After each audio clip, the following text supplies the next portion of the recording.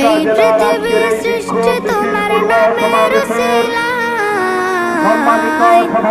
মদিনার কামলিওয়ালা সালাম তোমায় ও মদিনার কামলিওয়ালা সালাম তোমায় আমাদের মাঝে উপস্থিত আছেন আজকের এই বিক্ষোভ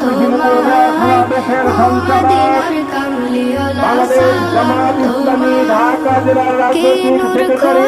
পাঠিয়ে বাংলাদেশ জামাত ইসলামী মনোনীত পৌরসভার মেয়র প্রার্থী